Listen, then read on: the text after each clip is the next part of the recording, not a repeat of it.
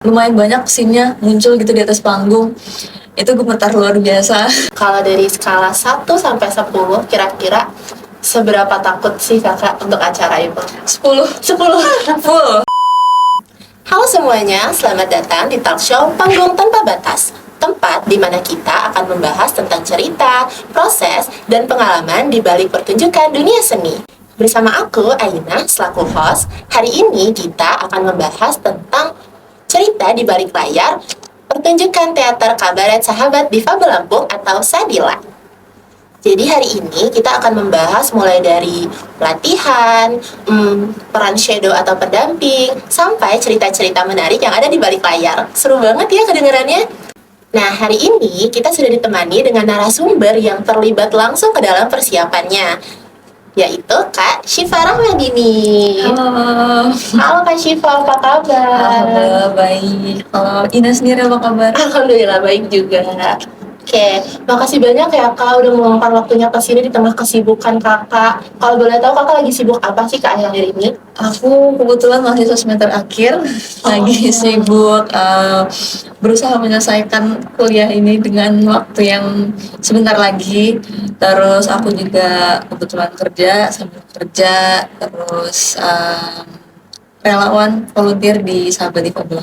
Oh, jadi lagi sibuk banget berarti ya Kak ya? Lumayan. Tapi keren banget nih Kak Syifa, kemarin di tengah semua kesibukannya itu, Kak Syifa tetap bisa jadi ketua pelaksana dari pertunjukan teater Kabaret Sahabat Difabel Lampung. Tepuk tangan dulu dong. Alhamdulillah. Nah, sebelum masuk lebih jauh nih Kak Syifa, boleh dong tolong jelasin apa sih pertunjukan teater Kabaret Sahabat Difabel Lampung itu? Oke, jadi teater kabaret Sadila Sahabat Difabel Lampung itu adalah agenda tahunan ya. Jadi kalau di Sadila sendiri kita tuh punya belajar tiap mingguan, itu KBM, ada belajar baca tulis, menghitung, ada ngaji juga gitu. Itu setiap minggunya. Tapi di sela pelajaran itu kita juga ada banyak kegiatan-kegiatan yang bisa dibilang cukup besar gitu untuk sebagai wadah pembelajaran buat anak-anak juga. Salah satunya itu teater kabaret. Nah, teater kabaret ini agenda tahunan yang alhamdulillah sudah terlaksana 4 tahun ini. Jadi kemarin itu adalah tahun keempat Sadila menyelenggarakan teater kabaret, yang dimana di Sadila sendiri kita punya namanya grup teater Kenali Aku Dengan Imajinasimu, itu oleh Sahabat Difabel Lampung juga komunitas kita. Dan teater ini apa ya, sebagai wadah kita lah, wadah anak-anak sebenarnya, wadah anak-anak untuk belajar salah satunya di bidang seni gitu. Jadi kita pengen gimana sih anak-anak ini, para founder dulu ya, awal-awal tuh mereka buat pengen anak-anak itu tampil di depan umum gitu, di masyarakat, dan pengen nunjukin ke orang-orang kalau mereka juga bisa berseni peran gitu, mereka juga bisa bermain teater layaknya teman-teman disabilitas lainnya gitu. Gitu. Berarti teater Sadila ini sebagai kayak iklannya gitu ya Kak ya, untuk nunjukin kalau teman-teman difabel juga bisa untuk tampil. Betul. Kalau gitu Kak Syifa boleh tolong dong ceritain awal mula Kak Syifa bisa terjun ke dunia ini. Oke, jadi awalnya aku ikut ke Sadila itu kebetulan mereka lagi ngadain teater yang kedua tahun 2024 kalau nggak salah ya. Itu adalah teater kedua Sadila dan teater pertamaku seumur hidup. Pas awal masuk itu mereka lagi prepare untuk bikin teater ya waktu itu. Dan pas awal itu aku langsung ditunjuk untuk jadi shadow atau pendamping anak-anak, dan kebetulan pendamping pemeran utama pada waktu itu. Pengalaman yang cukup luar biasa karena aku sama sekali belum pernah terlibat dalam teater manapun. Dan ini jadi pendamping teman-teman disabilitas, anak-anak disabilitas, cukup menantang karena apa ya, aku belum pernah sama sekali main teater, terus disuruh ngedampingin anak-anak disabilitas untuk main teater di depan, dan pemeran utama pada waktu itu yang bisa dibilang lumayan banyak scene-nya muncul gitu di atas panggung. Itu gemetar luar biasa pada tahun pertama itu, tapi alhamdulillah terlewati. Dan pada tahun kedua aku juga terlibat, tahun keduaku atau tahun ketiganya Sadila menyelenggarakan teater. Waktu itu aku jadi pembawa acara. uh, nggak terlibat di dalam nggak terlalu terlibat dalam latihannya, tapi juga merasakan gimana di atas panggung gitu untuk memandu teater itu gitu. Itu lagi-lagi bisa dibilang acara besar pertamaku jadi pembawa acara ya, MC. Lumayan dengan acara yang lumayan besar gitu. Lagi-lagi mak dredegnya tuh ada gitu ya, bahasa Jawanya gitu. Dan alhamdulillah kemarin tahun ketigaku atau tahun keempatnya Sadila dikasih kepercayaan untuk jadi apa ya, director atau jadi PIC acara teater secara keseluruhan. Dan ternyata setelah 2 tahun pengalaman kemarin terlibat, ternyata itu lebih rumit lagi gitu untuk benar-benar menyiapkan secara keseluruhan acaranya, mulai dari cerita, kita nyiapin prepare ceritanya, terus kita melihat tokoh-tokohnya apa, ada siapa aja gitu, terus kita casting untuk dubbing suara karena kebetulan dubbing suaranya dari kita gitu, teman-teman volunteer atau relawannya gitu. Itu kita casting suara dulu, nyocokin, terus kita mixing sound sama tim soundnya gitu, terus kita casting anak-anaknya lagi, siapa yang cocok kira-kira memerankan peran ini gitu. Dan masih banyak lagi cerita perjalanan panjangnya gitu, ternyata banyak banget hal yang perlu disiapin gitu, dari acara bahkan sampai undangan dan sponsor kan, event perlu ya sponsor dan segala macamnya gitu. Ternyata serumit itu, dan alhamdulillah jadi pengalaman yang luar biasa sih buat aku, dan tentunya punya teman-teman tim yang luar biasa juga di baliknya gitu. Ternyata cukup complicated ya Kak persiapannya. Banget. Apalagi di tahun-tahun sebelumnya Kakak tuh cuma shadow, gak bisa dibilang cuma sih, tapi kayak bukan ketua pelaksananya gitu. Karena ketua pelaksana jadi complicated, tapi seru ya Kak berarti ya? Seru banget, seru. Jadi itu tadi tentang persiapannya udah seru banget, tapi kalau kita penasaran nih Kak tentang proses latihannya, kira-kira kayak gimana sih waktu melatih teman-teman difabel sebelumnya, butuh waktu berapa lama dan apa aja sih rintangannya gitu. Oke, untuk prepare sendiri ya latihan anak-anak cukup struggle karena ya nggak bisa kita pungkiri juga bahwa ini anak-anak disabilitas yang mungkin fokusnya akan lebih gampang buyar gitu ya kalau kita lihat dengan anak-anak yang lain. Untuk prepare latihan kita kemarin karena satu dan lain hal, keterbatasan waktu, kita cuma ada waktu 1 bulan untuk benar-benar latihan sama anak-anak. 1 bulan untuk latihan, nyocokin perannya anak-anak, terus buat mereka paham sama alur ceritanya gitu, buat mereka ngerti mereka sebagai siapa gitu, mereka memerankan apa, terus temennya ini sebagai siapanya dia gitu. Itu cukup struggle banget. Terus tapi alhamdulillahnya kita bisa jalani dengan baik, walaupun banyak rintangan dan keraguan itu ya. Jujur ragu banget karena pertama kali aku megang acara besar itu ya. Dengan waktu 1 bulan akankah bisa gitu, karena tahun-tahun sebelumnya kita ada waktu mungkin 1,5 atau 2 bulan gitu, mana kemarin kepotong lebaran juga. Jadi alhamdulillahnya anak-anak pas hari H luar biasa, apa ya, mereka selalu menunjukkan yang terbaik sih. Di atas keraguan kita itu, alhamdulillah mereka menunjukkan yang terbaik gitu, walaupun di latihan kayaknya aduh ini bisa nggak ya anak-anak gitu. Bukan cuma kita yang ragu gitu, orang tuanya, terus juga orang-orang lain, bisa nggak sih anak-anak itu gitu. Aku udah ragu banget, tapi alhamdulillah latihan berjalan lancar, sedikit lancar lumayan, karena di pertunjukan kali ini kebetulan kita nggak cuma seni teaternya aja, tapi juga ada seni tarinya. Terus kita masukin tari modern, jadi koreografinya tuh lumayan banyak. Jadi untuk melatih anak-anak blocking panggung, latihan narinya, latihan perannya gitu, itu lumayan banget. Alhamdulillahnya terbantu dengan anak-anak kan memang udah tahun keempat ya ini, walaupun nggak semua, tapi beberapa anak-anak sudah paham tampil di depan umum gitu, tampil di atas panggung gitu, entah menari atau pertunjukan yang lain. Dan terbantu dengan ini tahun keempat anak-anak teater di atas panggung, jadi mereka sudah sedikit paham lah, ini mereka akan tampil nih di depan orang gitu. Tapi tetap perlu kita latihan blocking panggung dan lain-lainnya gitu. Latihan koreo tarinya, latihan suaranya gitu, latihan perannya sebagai apa, ceritanya apa, pemahaman cerita mereka ini sebagai apa gitu. Itu butuh butuh effort yang luar biasa gitu. Tapi alhamdulillahnya ya lancar sampai dengan hari H. Ternyata persiapannya yang bener-bener persiapan banget tuh cuma sebulan ya kak ya? Iya, untuk latihannya 1 bulan. Wah, mungkin anak-anak tuh karena udah tahun keempat kali, jadi mereka udah terbiasa gitu ya kak ya.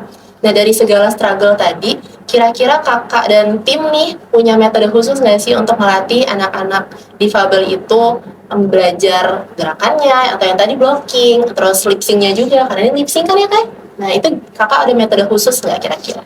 Kalau metode khusus mungkin ini ya, kita pakai peer to peer model gitu. Jadi benar-benar kita kasih tahu misal mereka harus ngapain gitu. Pada saat latihan mereka sudah bisa mendengar suaranya full gitu, full suara atau dubbing dari ceritanya gitu. Di awal-awal mereka kita kasih paham dulu sama ceritanya. Jadi kita dengerin ceritanya apa, ceritanya gimana, tapi mereka langsung langsung apa ya, berperan gitu, naiknya di atas panggung gitu. Jadi awal-awal sekali, 2 kali, 3 kali, biarin mereka paham dulu sama ceritanya, terus kita langsung tunjukin gitu. Jadi pas selama latihan itu kita selalu jadi shadow di sebelahnya. Walaupun pas hari H nggak semua anak-anak punya shadow atau pendamping, tapi selama latihan kita usahakan untuk selalu ada shadow. Jadi mereka selama latihan paham, kita tunjukin. Misal nanti di sini ini kamu marah-marah, kita kasih tahu langsung ini kenapa sih ibu kayak gini gitu. Jadi kita langsung kasih apa ya, peragain apa yang harus mereka peragakan gitu. Ini kamu harus marah sama ini anak kamu, nanti pasin ini kamu sedih, kamu elus-elus anak kamu gitu. Ini anak kamu, yang ini ibu kamu gitu. Ini kamu harus marah-marah sama dia karena ceritanya begini gitu. Jadi saat latihan itu mereka benar-benar kita kasih tahu apa yang harus mereka lakukan gitu. Karena mereka juga nggak akan sepenuhnya sama gitu dubbingnya dengan sound atau suara yang sudah kita dubbing. Ya mereka taunya apa yang kita omongin, intinya ini marah-marah gitu. Jadi mereka nggak akan sama kayak misal skripnya adalah ibu kenapa sih begini, mereka nggak akan sama persis gitu dengan apa dubbing suara yang udah kita buat. Tapi mereka dikasih paham bahwa ini tuh kamu marah-marah sama ibu kamu, ini tuh ceritanya kamu keliling-keliling di atas panggung atau di hutan gitu. Jadi kita selama latihan itu tadi perlu ada shadow atau pendamping, mereka harus ngapain selama cerita, walaupun pas hari H atau pas tampil nggak semua anak-anak punya shadow atau pendamping gitu.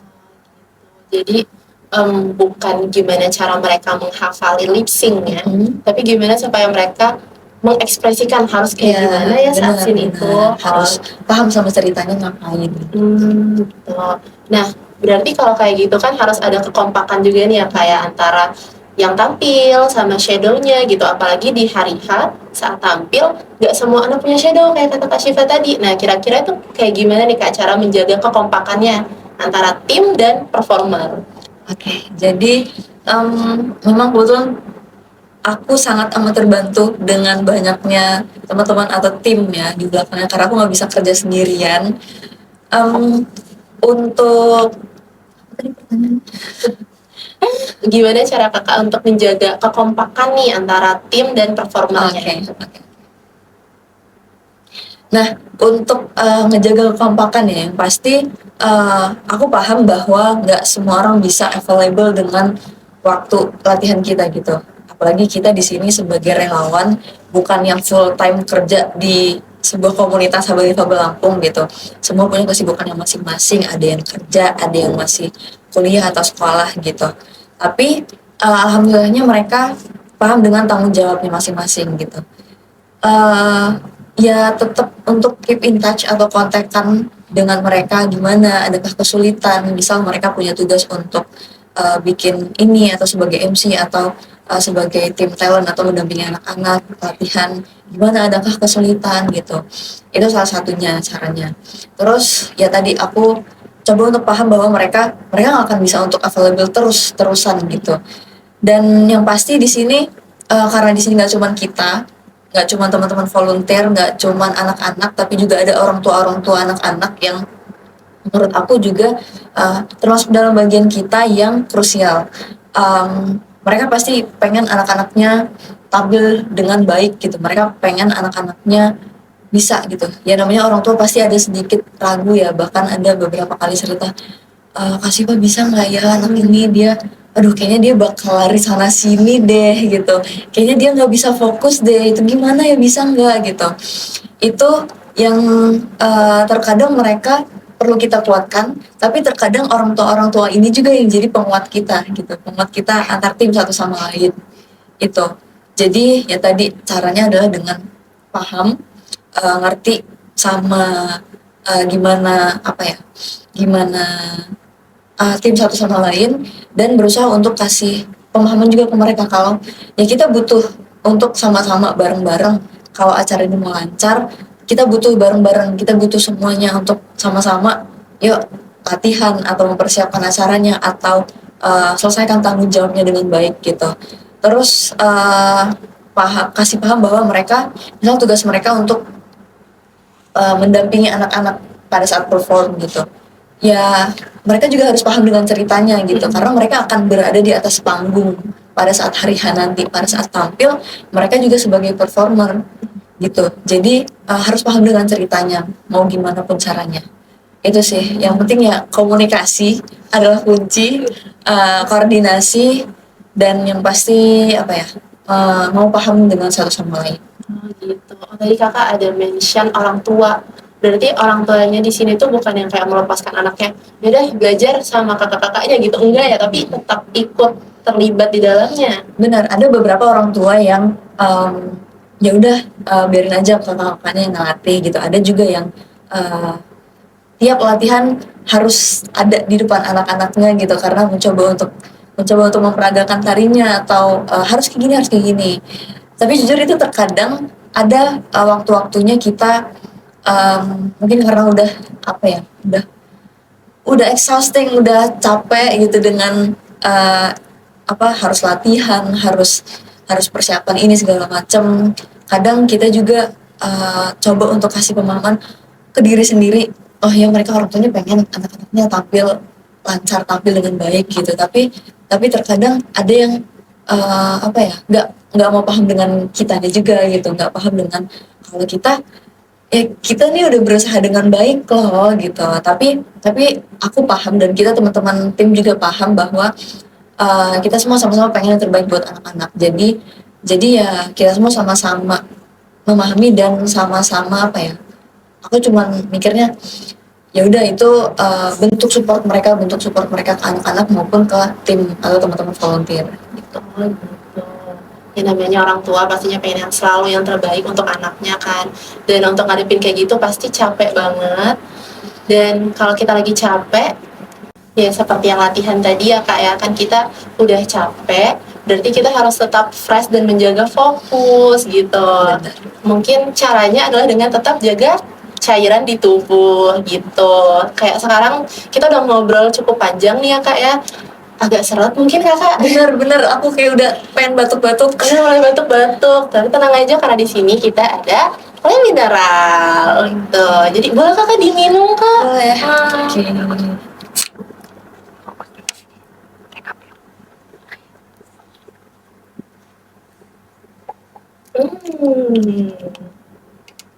Kalau udah minum, jadi kita lebih fresh kan? Bener banget. Ini dari tadi aku kayak nahan, aduh boleh minum gak itu, kayaknya kelihatannya seger banget gitu lah mineralnya di atas meja. Iya, apalagi ada manis-manisnya ya kak ya. Bener banget. Untungnya. Jadi sekarang kakak udah kembali fresh lagi. Alhamdulillah. Alhamdulillah udah kembali fresh lagi gitu.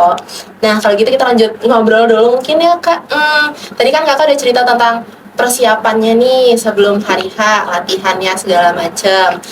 Kalau cerita di backstage-nya nih kak, kira-kira selama proses latihan itu tuh apa aja tantangan terbesarnya yang kakak dan tim hadapin?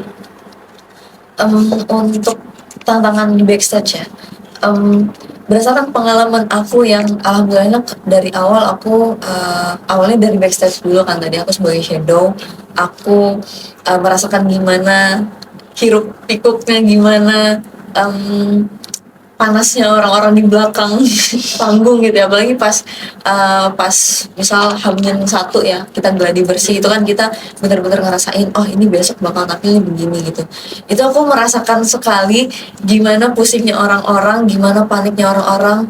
Aduh, pusing sana sini, mana anak-anak rame, udah capek, udah pening, karena kita sekaligus melatih anak-anak, kita juga sekaligus mempersiapkan ada properti-properti, begadang sampai malam, bahkan ada sampai nginep-nginep di Sekret gitu, Sekret Sadila. Jadi di situ kayak mau tumpah semuanya, tapi tetap harus kita tahan gitu, harus tetap stay calm, stay fresh gitu. Jadi aku merasakan sekali gimana pusingnya orang-orang, ketakutannya orang-orang, ragunya, duh ini bisa nggak ya besok gitu. Terus ada yang harus ini megangin anak-anak satu-satu, aduh anak aku kemana gitu, sebagai shadow anak aku kemana, si ini kemana gitu, aduh ini propertinya belum jadi, ini belum siap, terus sound di atas juga, aduh ini agak sedikit trouble gitu di mix segala macam. Itu aku rasakan sekali gimana pusingnya. Terus juga pas aku sekarang, aku lebih banyak di depan ya, karena melihat ngedirect gimana ceritanya gitu.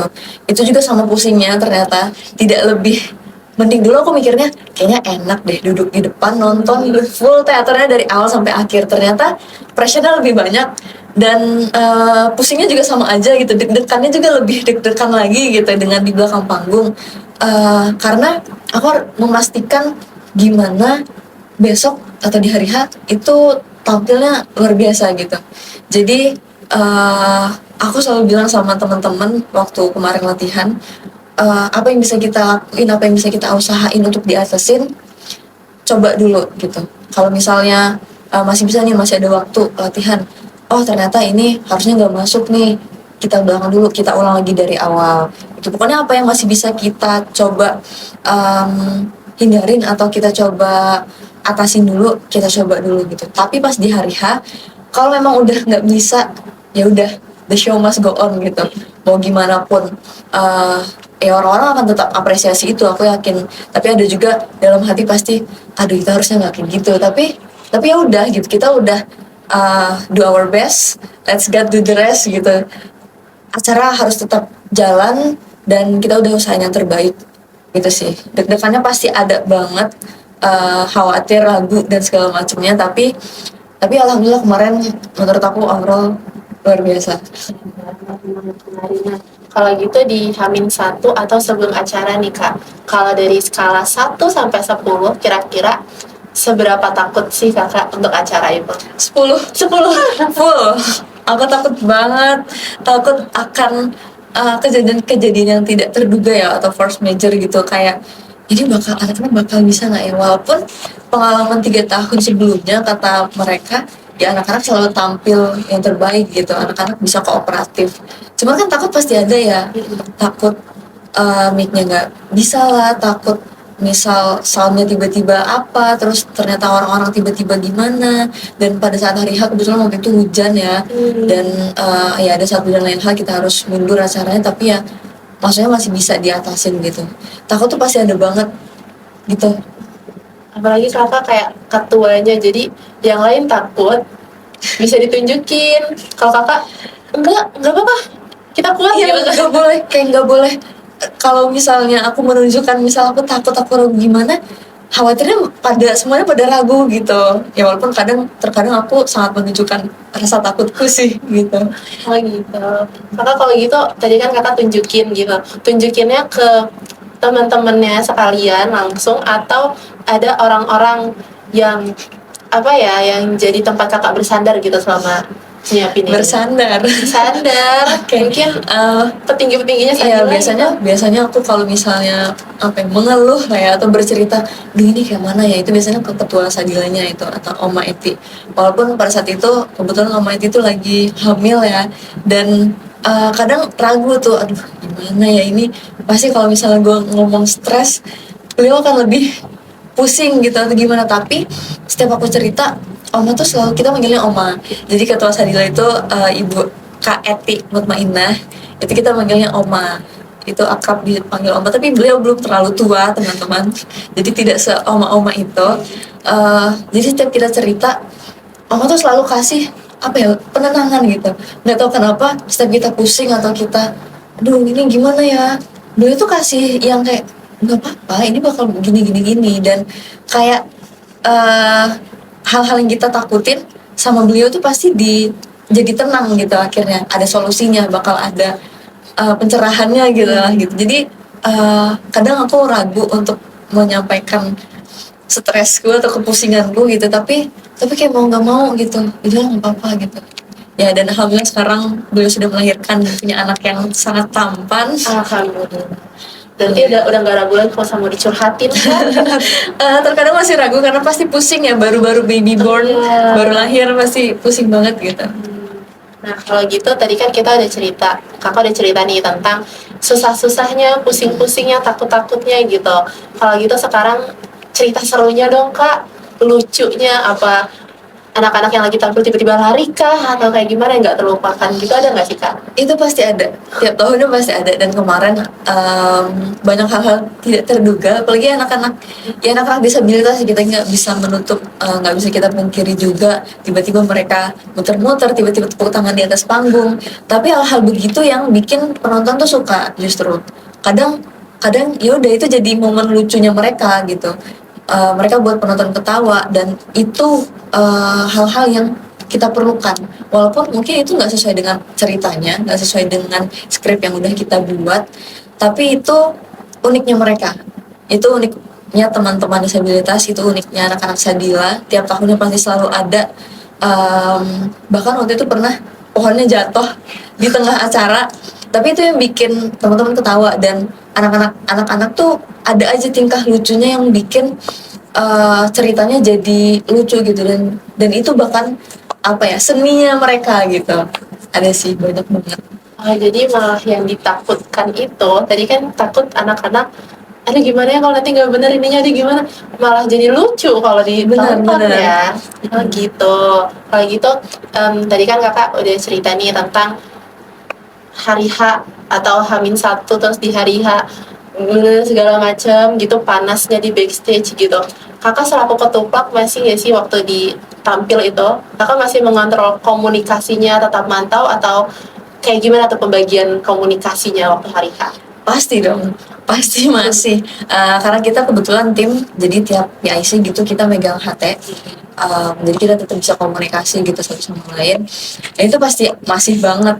Kadang gregetan gitu, misal itu nggak boleh keluar, itu harusnya itu gini gitu. Tapi aku mau mencoba untuk mengurangi, karena itu udah hari H, maksudnya udah saat tampil ya, udah tampil. Mau gimana ya udah, aku coba beberapa kali untuk tahan nggak ngomong di sini, karena aku khawatir teman-teman malah buyar gitu. Ya sudah, kayak yang aku tadi bilang, kalau sudah tampil, ini acara penampilan kita, the truth atau show-nya bakal tampil sekarang. Kalau misalnya ini nggak bisa, misal kemarin kita pakai asap-asapan gitu kayak kayangan, kalau nggak bisa nggak jadi, karena hari H-1 sempat trouble. Kalau nggak jadi ya sudah, nggak apa-apa. Kalau anak-anak tiba-tiba keluar ya udah nggak apa-apa. Anak-anak tiba-tiba misal ngeluarin telur atau jadi naga atau gimana, ya sudah nggak apa-apa gitu. Kalau masih bisa kita apa ya, atasin, kalau masih bisa kita coba tarik gitu, coba. Tapi kalau misalnya emang nggak bisa ya udah nggak apa-apa. Dan aku selalu bilang, kalau misalnya ragu, jangan langsung putusin.